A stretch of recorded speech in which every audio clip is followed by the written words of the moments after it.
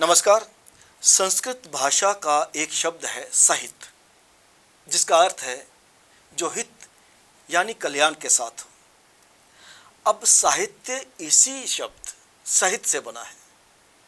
साहित्य वास्तव में वह रचना है जो व्यक्ति, समाज, मानवता के हित में भावनाओं, विचारों और अनुभूतियों को सुंदर शब्दों में व्यक्त करती है। इसी पर अधिक बातचीत करने के लिए आज स्टूडियोज में आमंत्रित हैं वरिष्ठ डोगरी लेखक शंभू राम प्यासा जी। शंभू सर, आपका एक्सेल स्टूडियो में बहुत बहुत स्वागत है। राजेश्वरी राजू जी, पहले तो आपका और डेली सेक्स स्टूडियो का बहुत बहुत धन्यवाद कि आपने मुझे अपने पाठकों के साथ रूबरू होने का मौका दिया, इसलिए मैं आपका बहुत बहुत धन्यवाद करता हूँ। सबसे पहले मैं चाहूँगा कि आप दर्शकों के साथ अपनी साहित्यिक यात्रा साझी कीजिए। कब आपको रुझान पड़ा डोगरी साहित्य के साथ जुड़ने का, फिर आपने कैसे कैसे उसमें कंट्रीब्यूशन दी? जैसे आपने बोला साहित्य किसने लिखना है, कब लिखना है, क्यों लिखना है, ये तो ऊपर वाला जानता है। या अदृश्य शक्ति है जो लिखाती है। बिल्कुल। और ये मैं बड़ी पहले की बात करता हूँ, जब मैं 10वीं में पढ़ता था। अच्छा। मेरा रोल नंबर 3 था और हम जो 3 नंबर वाले थे, 4 नंबर वाले थे, वो थी लड़की हमारी मॉनिटर। अच्छा। जब भी उनको बोलना है कि आज किसकी बारी है बोलने की स्टेज पे, तो उन्होंने 1 2 तो नंबर ले लेने, तीसरा मेरे पे अड़के आना। 3 बार मुझे बुलाया। अच्छा। चौथा नंबर उसका था, चौथा लेना ही नहीं नंबर। अच्छा। और वहाँ स्टेज पे जाके हमारी टांगें कांपती थी। उस वक्त तो डर लगता था स्टेज पे। हाँ, पहले 2-3 मिनट डर लगता था, उसके बाद हम बोल लेते थे। थोड़ा कॉन्फिडेंस आ जाता है जब आप बोलने लगते हो तो। फिर जब 10वीं कर ली तो फिर हमने, हमारा गांव है कोठे सैनिया, बिश्नाथ तहसील में पड़ता है, हमने एक छोटा सा रामलीला क्लब बनाया। अच्छा। और उसमें मैं प्रॉम्प्टिंग भी करता था, क्योंकि डोगरी के साथ साथ हिंदी और उर्दू भी मैं जानता था। अच्छा। तो हमारी जो रामायण होते थे वो उर्दू में होते थे, हम प्रॉम्प्टिंग भी करते थे। और साथ ही मैं दशरथ जी का रोल करता था। अच्छा। बाली का रोल करता था और छोटे छोटे नाटक करते थे, जलगियाँ। तो उससे थोड़ा सा साहित्य से पहले आपको एक्टिंग का शौक था? बिल्कुल, क्योंकि रेडियो सुनते थे हम। जब भी नाटक सुनते थे, 1 घंटे का रेडियो होता था, प्ले जम्मू आता था, जम्मू से। तो वो जब सुनना तो ऐसे लगना कि आधा सुनते ही हम सो जाते थे। वो मदर आते थे, रेडियो उठा के ले जाते थे नीचे, क्योंकि छत पे उस वक्त पंखे शंखे ये एसी उसी कुछ नहीं होता था। बड़ी पुरानी बात है। अब तो बच्चे एसी रूम में बाहर ही नहीं निकलते, चाहे बाहर मौसम अच्छा हो, टेम्परेचर अच्छा हो, हवा अच्छी चल रही हो, लेकिन उनको अपना कमरा, एसी, मोबाइल। तो फिर जो नाटक हम सुनते थे उससे इतना मैं प्रभावित हुआ कि मैं सोचता था ये छोटे से रेडियो में लोग बोलते कैसे हैं। ये बड़ी बार मैं सोचता था। फिर अचानक एक दिन मैं वहाँ रेडियो स्टेशन जम्मू में चला गया। और रहस्य खोजने के लिए आप रेडियो स्टेशन में आ गए। फिर वहाँ मेरा जाना पहचाना कोई नहीं था, तो मैं कैंटीन में बैठ गया, चाय कप पीने लगा। तो मीन टाइम क्या हुआ, वहाँ पे 2 लेखक अच्छे नाटककार थे, श्री मोहन सिंह जी। अच्छा। और JS बबली जी। अच्छा। ये तो बाद में पता चला। तो ये बड़ी डोगरी ठेठ बोल रहे थे। एक बोल रहा था यार खारश खुरक पे ही है, तो दूसरे ने कहा ये पौंगने दी रोते जी आई है। अच्छा। इतनी प्यारी डोगरी सुन के मैंने आधा कप छोड़ा, मैं उनके पास चला गया। तो उनको मैंने बोला कि मैं ऐसे ऐसे थोड़ा शौक रखता हूँ। उन्होंने कहा आप शिरोमणि कर लो डोगरी में। अच्छा। मैंने कहा मैंने ग्रेजुएशन की है, फिर MA करो। और ये प्रोत्साहन भी श्री मोहन सिंह, पद्म श्री मोहन सिंह मतलब उन्होंने दिया कि आप MA करो। अच्छा। और उन्होंने ये कहा, एक बात बोली कि हमारे साथ जुड़ने का एक फ़ायदा है, आपका शौक पूरा हो सकता है, पेट नहीं भर सकता, पैसा नहीं मिल सकता। तो मैंने सोचा ठीक है, मुझे शौक था। मैं अब गांव मेरा कोठे सैनिया है, वहाँ 25-30 किलोमीटर यहाँ। उस वक्त मेरी वेटरनरी में सर्विस लगी थी, छोटी एक यूनिट असिस्टेंट। आरसपुरा कोठे सैनिया से निकल के बीजेपुर, बिश्नाथ से बीजेपुर से आरसपुरा जाना, वहाँ पे 1 बजे छुट्टी होती थी। और वहाँ पे जब छुट्टी होती थी मैं सीधा आ जाता था रणवीर लाइब्रेरी। अच्छा। 3-4 घंटे ऐसे ही अखबारें हिंदी, उर्दू, पंजाबी सब देख लेनी, सिर्फ टाइम किल करने के लिए। 5 बजे हमें राजपूत सभा में हमारी रिहर्सल है। अच्छा। तो वहाँ हम शुरुआत फिर नुक्कड़ नाटकों से भी? बिल्कुल, पहले नुक्कड़ नाटक जो लिखे मोहन सिंह जी ने। और पहली खुशकिस्मती ये है कि मेरे गांव में ही पहली बार खेले गए, फर्स्ट परफॉर्मेंस। अच्छा। तो उसमें यह था कि जो वेदपाल दीप जी हैं, वो थे कश्मीर टाइम में। उन्होंने पूरा प्रोग्राम लिख दिया था, ये पहले दिन कोठे सैनी में होगा, दूसरे दिन बलौर, ये मतलब जहाँ जहाँ लिखा था उन्होंने सभी जगह एक लिस्ट बना के दे दी थी। तो जब बारिश इतनी हुई, गांव में आपको पता है, गांव में कच्चे सारी गली होती है, इतना था 1-1 फुट मतलब पानी और गंद था, चिकड़ था। तो जब मैंने सोचा अभी कहाँ होगा ये नाटक, उस वक्त कोई फ़ोन नहीं था, मैं 87-86 की बात कर रहा हूँ, तब तो मोबाइल आया नहीं था, दूसरे मोबाइल भी नहीं थे हमारे गाँव में। तो फिर मैंने सोचा फटाफट मैंने वहाँ से बस पकड़ के मैं आ गया राजपूत सभा में मोहन सिंह जी पास। मैंने कहा प्ले क्या तो होना, प्ले तो होना, पेपर पे आ गया तो हमें करना ही पड़ेगा। और जब वो फिर मैं रुका ही नहीं, मैं फटाफट गांव में आ गया और गांव में एक बंदे को भेजा, थोड़ा अनाउंसमेंट करके 2-4 गांव में बोल दिया कि हमारे यहाँ प्ले होंगे, नाटक होंगे, नुक्कड़ नाटक। तो मदर और मेरी भाभी जी उन्होंने मतलब जो 15-20 बंदे थे उनके लिए राशन खाना शाना बनाना, क्योंकि अब वहाँ तो होटल होते ही कोई नहीं, तो वो बनाना शुरू किया। तो मतलब 1 क्लास जहाँ नाटक हुए इनके नुक्कड़ नाटक, वो थे असली वारिस, अपना पहचान और बावे। अच्छा। तो वहाँ पे लोग हमें क्रिटिसाइज करने लगे, आप किस पार्टी के हो? अच्छा। क्योंकि पार्टियों के अगेंस्ट सब तब बोल रहे थे। तो वहीं पे कुछ 2-4 लड़के मतलब लड़ना भी शुरू हो गए, भाई देखा खड़पंचों की क्या हाल हो रही है, देखा लीडरों की हाल हो रही। तो मोहन सिंह ने कहा ये हमारी कामयाबी है कि हमारे नाटक का असर हुआ, लोगों को अवेयरनेस होनी चाहिए। नाटक का मतलब यही है। उसके बाद हमने 25-30 नाटक किए थे। तो मेरे घर में एक लेटर आ गया बैंक का। तो मुझे मैसेज मिला, या मदर जी रास्ते में जा रहे थे, उस वक्त नलके वगैरह नहीं होते हैं, हैंडपंप नहीं होते थे, कुएं होते थे, कुएं से पानी लेना है। तो मदर कहने लगे मेरे पहले पैर छू लो, मतलब मुझे नतमस्तक होकर पैर मेरे पकड़ो। मैंने पकड़े, मैंने ऐसे बात क्या हो गया? कहते नहीं आपकी कोई बैंक में नौकरी है, वहाँ नाटक वाले होंगे कोई, वो मेरा रिहर्सल वगैरह होगी कोई, वो आया होगा। नहीं, बैंक वाला लड़का कह रहा है। अच्छा। फिर मुझे थोड़ा कन्फर्म हुआ, कैनरा बैंक में लड़का लगा था, मेरा दोस्त ही था। फिर थोड़ा कन्फर्म हुआ कि बैंक में, और फिर 86 में मेरी नौकरी लगी जेके बैंक में। जी जी। तो ये नुक्कड़ नाटक हुआ है 7 अगस्त 1986 को पहली बार। 25-30 हमने परफॉर्मेंस की थी, हमने ब्लौर जाके किया था। लेकिन आपका एज राइटर कैसे पदार्पण हुआ? एज ए राइटर क्या हुआ कि जब मोहन सिंह ने पहले ही कहा था, जब स्टेज पे पहले आने से, ड्रामा नाटक करने से, नुक्कड़ नाटक से पहले, कि हर बंदा जब तक हम तैयार होते हैं तो कुछ ना कुछ बोले। अच्छा। तो वो मैंने ऐसे टूटी फूटी कविता लिखी थी डिग्गल पे।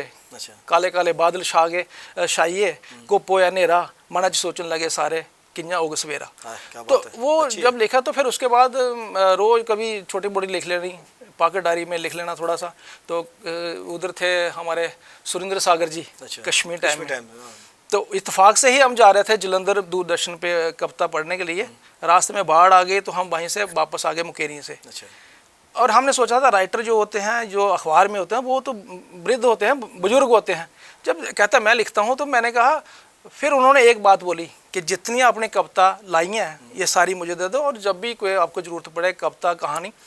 और बड़ी मज़ेदार बात है कि मैक्सिमम जो मेरी कहानी है जब लिखता था तो इनको देता था, उसमें मज़ा भी आता था। और उसी अखबार में निकल के एक बार शिराजा में शिवराम दीप जी थे, शिवराम दीप जी थे। उन्होंने कहे कश्मीर टाइम जो हिंदी का पेज था उसमें पढ़ी कहानी मेरी माँ पहली बार।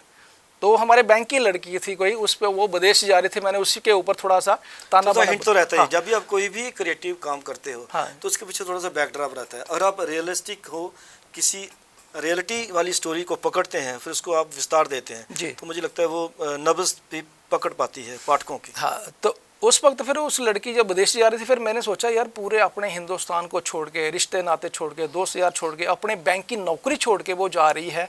तो वो थोड़ा मुझे लिखने पर मजबूर होना पड़ा। और उसका एक छोटा सा सीन था, जब वो विदेश जाने के लगी, उसका बेटा यहीं था, 10वीं पढ़ रहा था, वो कंप्लीट होने तक, 10वीं कंप्लीट होने तक फिर जाएगा अमेरिका।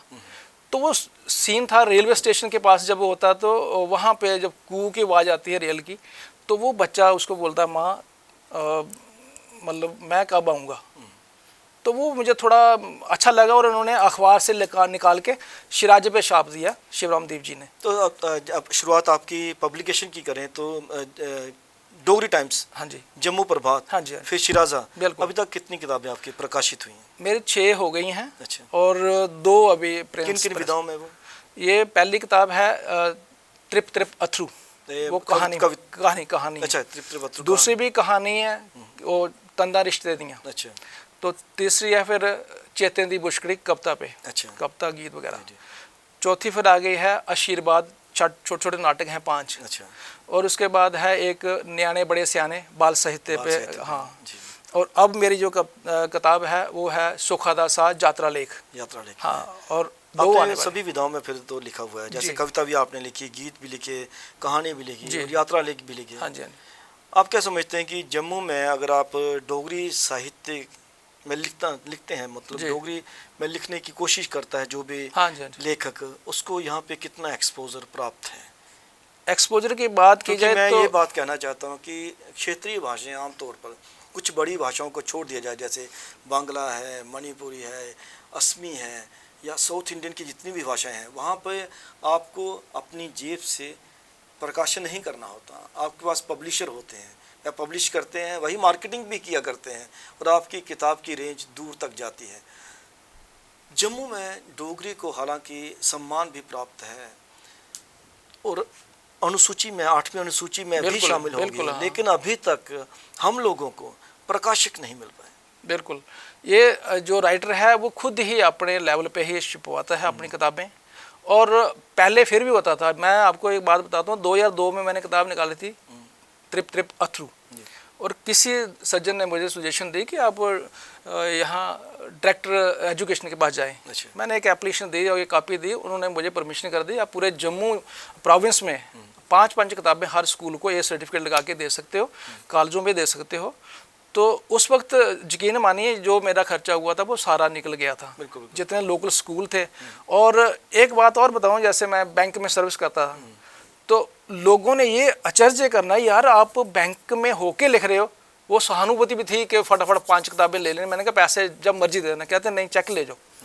तो वो थोड़ा प्रोत्साहन मिलता था कि चलो अगली किताब के लिए खर्चा निकल जाए। बाकी हम कोई बिजनेसमैन नहीं कि हमें यहाँ से कमाई नहीं करेंगे, तो हमारी कोशिश होती है कि कम से कम जो पहले सब्सिडी मिलती थी जैसे कल्चर एकेडमी में, अब 2018 से बंद है, तो कम से कम जब वहाँ से सब्सिडी मिलती थी तो थोड़ा बहुत 1/3 ही मिलता था कम से कम, तो उसका बंदे का थोड़ा मुराल अप होता था। चलो ठीक है, मैं अगर 20-25 हज़ार खर्च रहा हूँ, 30 हज़ार खर्च रहा हूँ, तो 10-20 हज़ार ही मिलेगा। हाँ, तो फिर उधर होती थी रणवीर लाइब्रेरी में किताबें लगती थी। आजकल वो भी थोड़ा कम हो गया है, या 2 साल से कुछ कम ही है, तो उसमें भी थोड़ा किताबें निकल जाती थी, 25, 30, 50 निकल जाती थी। तो बाकी स्कूल आजकल लेते नहीं, कोई नया प्रोसीजर आ गया कि पहले स्कूल तो मानते नहीं हम लेते नहीं, हमें ऊपर से आ जाती हैं किताबें। तो उससे रीडर कम है, पढ़ने लिखने में बहुत कम लोग हैं। पर मैं एक मुझे खुशी की एक बात ये है, जैसे हमारी बहुत सी संस्था बनी हैं, उसमें से जैसे एक सीनियर सिटीजन ग्रुप जो बना है, उसमें मैंने देखा कि स्कूलों में, कॉलेजों में जाके वो एक लोगों को चुन रहे हैं कि डोगरी कौन बोलता है, कैसे बोलता है, गांव-गांव में, घर-घर में कैसे बोलते हैं। और उसमें मुझे भी थोड़ा सा जूरी मेंबर बनने का एक मौका मिला। तो 30-35 बच्चे जब बोले डोगरी, और बिल्कुल जुबानी बोले, तो मज़ा आया कि कम से कम उसके घर वाले, पेरेंट्स, बच्चे तो बोलते होंगे डोगरी, और लीडरों से ज़्यादा वो एक्शन लेके बोल रहे थे डोगरी। तो उसमें थोड़ी सी खुशी लगी। अदरवाइज तो थोड़ा लगता है, निराशा भी होती है कि जितने हमारे क्लब बने हैं, जितने हमारे संस्था बनी हैं, वो इंडिविजुअल चल रहे हैं। अगर सारे मिलके, अगर मतलब कोई इकट्ठे होके संगठन बना के कुछ करें, तो डोगरी, कौन हमारी डोगरी को नीचे दिखा रहा है? तो आपको क्या लगता है कि जैसे आपने कहा कि डिफरेंट ग्रुप से इकट्ठे मिलके चलें, बिल्कुल, तो रीडरशिप बढ़ सकती है क्या? बिल्कुल। अगर मैंने आपको एक बात बोलूँ, मैं कल्चर एकेडमी में एक बार, बड़ी पहले की बात है, शिराजा 10 रुपये का है, तो मैंने कहा जितनी हमारी ये पंचायतें हैं, कम से कम हर पंचायत में एक शिराजा बेच दो, 10 रुपये का खर्चा ना, एक पंचायत में दे दो। जैसे किताब कोई रखी है, कोई आएगा, बच्चा आएगा, कोई जवान आएगा, जो भी बंदा उधर आएगा, पंचायत में बैठेगा, देखेगा, कम से कम उसको पेज तो पलट के देखेगा, ये क्या है, 1-2 चीज़ पढ़ेगा, कोई कविता पढ़ेगा, उसको मन करेगा यार है, अच्छी चीज़ है। तो अगर एक शिराजा हम, इतनी हमारी पंचायतें हैं, पहुंचेंगी, तो मेरे ख्याल में कुछ ना कुछ रुचि लोगों को बढ़ेगी।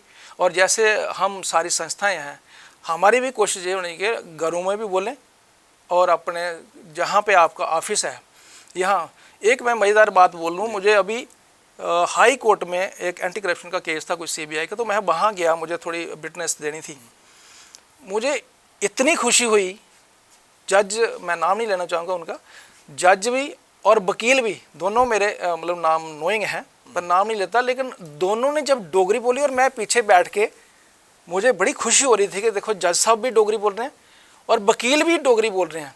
ऐसा कहा जाता है कि जो IAS ऑफिसर होते हैं, जो ब्यूरोक्रेट्स होते हैं, उनके लिए मातृभाषा का नॉलेज होना बहुत ज़रूरी है। बिल्कुल। क्योंकि जब भी, जैसे शंभू राम जी ने कहा कि जज साहब या वकील जी बोल रहे थे तो इंटरेक्शन कर रहे थे आपस में डोगरी में। जाहिर सी बात है जो बाहर सामने खड़े थे लोग उनसे भी बातचीत उसी भाषा में कर रहे होंगे, तो ज़्यादा बेहतर ढंग से कनेक्ट कर पाता है इंसान जो चेयर पे बैठा होता है पब्लिक के साथ। हाँ जी। तो आपको क्या लगता है कि ये सिर्फ क्या ऑफिशियल लैंग्वेज बनना ही काफ़ी है क्या, या फिर धरातल पर वह चीज़ आना बहुत आवश्यक है? इसमें कहीं ना कहीं हमारी और गवर्नमेंट की कमजोरी है। जो जैसे आपने कहा ऑफिशियल लैंग्वेज बन गई है, 8th शेड्यूल में आ गई है, पर फ्लोरिश नहीं हो रही हमारा। डोगरी कहाँ है? आपको देखते हैं जब गांव में जाएगा, गांव में बोलते लोग हैं, पर बच्चे, आज के बच्चे वो बिल्कुल नहीं बोलते, बड़ा कम। तो क्या किया जाना चाहिए, क्या किया जाना चाहिए उसके लिए? यही है कि जैसे अवेयरनेस लोगों को, जैसे नुक्कड़ नाटक मोहन सिंह जी ने की है, ऐसे ही अगर कोई और नुक्कड़ नाटक, कहानी, डिस्कशंस, जब कविताएं वगैरह पढ़ें किसी गांव में जाके, किसी शहर में जाके, क्योंकि प्रॉपर सिटी में जो हम काम करते हैं वो गांव के लोगों तक नहीं पहुंचता। आपको नहीं लगता कि अगर हम सिर्फ भाषा को प्रमोट करना चाहते तो उसके लिए उसके साथ नौकरी को जोड़ना बहुत आवश्यक है? देखिए जैसे अभी सारे लोग जिन्होंने PhD की है डोगरी में, MA डोगरी में की है और या MPhil की है, उनकी सभी लोगों की यही तमन्ना है कि कहीं पोस्टें निकलें।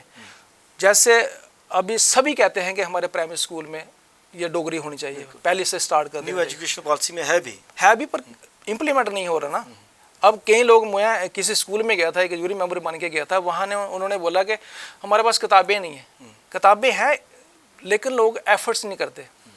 अब उन्होंने बोला कि हमारे गवर्नमेंट कह रही है कि अब विदिन एक महीने के बाद हमें रिपोर्ट चाहिए कि आपके कितने स्टूडेंट डोगरी में हैं, आपके पास टीचर कौन है। उन्होंने कहा मुझे कि ये हमें टीचर को दे दो। मैंने भेजा 1-2 MA लड़के, मैंने कहा जाओ उधर, वहाँ पे वो मतलब उनको गवर्नमेंट की तरफ से है कि आपने हर महीने एक रिपोर्ट देनी है कि आपके पास बच्चे कितने हैं और डोगरी का टीचर है कि नहीं है। तो कहा जा सकता है कि सरकार की तरफ से तो एफर्ट है, बहुत देर के हम लोग ही उसमें पूरी तरह से उतर नहीं पा रहे हैं। ये बहुत देर के बाद ये एफर्ट्स है।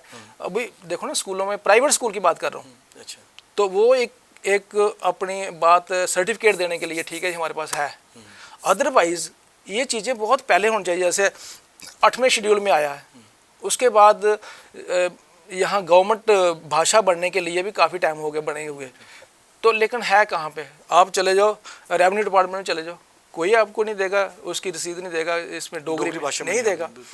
अगर ये चीज़ें डोगरी भाषा में अगर ये चीज़ें हों तो एम्प्लॉयमेंट भी बढ़ेगी। जैसे आपने बोला कि लोग पढ़े लिखे हैं, उनको एम्प्लॉयमेंट अगर जनरेट होनी है तो यही होगा। जैसे भाई अपने स्कूल में लगा दो, इधर रेवेन्यू डिपार्टमेंट में एक रख दो बंदा जो डोगरी नोइंग हो, तो कितनी डिपार्टमेंट में बिल्कुल डोगरी नोइंग की पोस्ट होनी चाहिए। अब मैं आपसे ये जानना चाहूँगा कि आपने अपना तखल्लुस रखा है प्यासा जी, क्यों? क्योंकि शंभूराम जी ने अपना तखल्लुस रखा है शंभू राम प्यासा। प्यास तो सभी को होती है, क्योंकि जब तक भी आप कोई भी क्रिएटिव काम करते हो प्यास बुझ नहीं पाती जी। तो ये तो टिल लास्ट रहती है प्यास जी। लेकिन आपने क्या सोच के ये प्यासा तखल्लुस रखा था? बड़ी मज़ेदार बात है कि मैं 1981 में जब पेपर देखे ना, 1981 में पेपर दे दिए BA के। अच्छा। तो वहाँ विश्वनाथ में एक त्रिलोक सिंह की अकेडमी थी। अच्छा। वहाँ उसने दोस्त था लड़का क्लास वाला, तो उसने कहा यार बच्चों को पढ़ा दिया करो अब जब तक रिजल्ट आता है। तो मैं चला गया वहाँ। एक मेरा दोस्त है राज सिंह नरानिया, अच्छा, वो PhD है एजुकेशन में, गोल्ड मेडलिस्ट है शिमला यूनिवर्सिटी से। अच्छा। तो उसने जब देखना कि मैं भाग जाता था, 11 बजे रिसेस होती थी, भाग जाता था तहसील में। अच्छा। मैं पढ़ा रहा था अपना स्टेट सब्जेक्ट। अच्छा। वहाँ लगते थे 10-15 रुपये रिश्वत लगती थी कुछ उस वक्त। सही बात। तो मुझे किसी ने कहा था रिश्वत देनी नहीं, चाहे 10 दिन लग जाए। वो सोचते थे ये बंदा गाँव से आता है, 5-7 रुपये इसके खर्च होते हैं रोज, तो 10 दिन आएगा दे देगा पैसे। तो मैं वहीं से निकल के चला जाता था। एक दिन इसने बोल दिया राज सिंह नारायण ने कि प्यासा पैसा लाए कहाँ से, अपना काम बनाए कहाँ से। तो ये तो तखल्लुस हो ये फिर मैंने ऐसे प्यासा प्यासा बनते बनते पहले तो मैंने सोचा यार क्या है, फिर ठीक है, फिर उस पर ही मैंने बोला उसको, मैंने कहा यार रिश्वत लेते हैं, रिश्वत लेना जुर्म है, पर लेते हैं चोरी चोरी, किसी से 100 का नोट, किसी से चावल बोरी बोरी। तो वो फिर प्यासा उसने ऐसे जुड़ गया। अब प्यासा मतलब 1 साल तो मुझे अजीब सा लगा यार क्या है। तो फिर अब सारे दोस्तों को पता है, ठीक है, इवन बैंक में पता है। मेरी जब किताब निकली थी त्रिप त्रिप अथरू, उस वक्त मैं यहाँ था मोगा में। अच्छा। तो हमारा मैगजीन निकलता था, एक जर्नल निकलता था, उसमें मेरी फ़ोटो भी छपी और कल्चर अकेडमी में जो चला था प्रोग्राम, उसकी फ़ोटो छपी, उसमें मेरा लिखा था सारा कुछ। अच्छा। तो वो सभी बैंक वालों को भी, इवन हमारे हाई अथॉरिटी को भी पता चल गया ये लिखता है। शंभू जी, अगर आप नौजवान जो लेखक हैं, जो लिखना चाहते हैं अलग अलग विधाओं में, डोगरी भाषा में, उनको आप क्या संदेश देना चाहोगे? देखिए, एक बात तो ये है कि जैसे युवा में बड़े कम लोग लेखक आ रहे हैं। आपको पता ही होगा कि जैसे हमारा साहित्यिक अवार्ड जो मिला पिछली बार, युवा को नहीं मिला, युवा पुरस्कार नहीं दे सकते, नहीं ना पुरस्कार मिला, तो उसमें यह है कि इसका मतलब युवा हमारे कम लिख रहे हैं। तो मैं तो चाहता हूँ जैसे यूनिवर्सिटी से जितने बच्चे निकलते हैं, कम से कम, एक बात तो है कि उनको अपनी पढ़ाई के साथ अपना मन लगाना पड़ता है, पर उसके साथ साथ अगर कुछ ना कुछ लिखें, कहानी, नावल, नाटक कुछ लिख दें, तो आने वाले दिनों में ये सारे बच्चे अच्छे लेखक हो सकते हैं। और इनको जहाँ गाइडलाइन यूनिवर्सिटी में ही मिल सकती है, बहुत अच्छे लोग लगे हैं वहाँ यूनिवर्सिटी में, और बच्चों को प्रोत्साहन मिलना चाहिए। ये युवा इसीलिए फिर अच्छे लेखक बन सकते हैं। उम्मीद करेंगे कि जो आपने कहा कि युवाओं को आगे आकर मातृभाषा में लिखना चाहिए, बिल्कुल, तभी तो आगे बढ़कर वो बेहतर लेखक भी बन पाएंगे और एक मातृभाषा को भी मूवमेंट मिलती है। जी, आप एक्सेटर स्टूडियो में, आपका बहुत बहुत धन्यवाद। आपका बहुत बहुत धन्यवाद। अस्तित्व के इस अंक में आपने बातचीत सुनी शंभू राम प्यासा जी से। उन्होंने कहा कि सभी युवाओं को जिनकी मातृभाषा डोगरी है, कम से कम मातृभाषा में किसी भी विधा में लिखना बहुत आवश्यक है, क्योंकि एक मूवमेंट चलाने के लिए निरंतरता बहुत ज़रूरी है। कैमरा पर्सन करण सिंह के साथ राजेश्वर सिंह राजू को अब दीजिए इजाज़त। नमस्कार।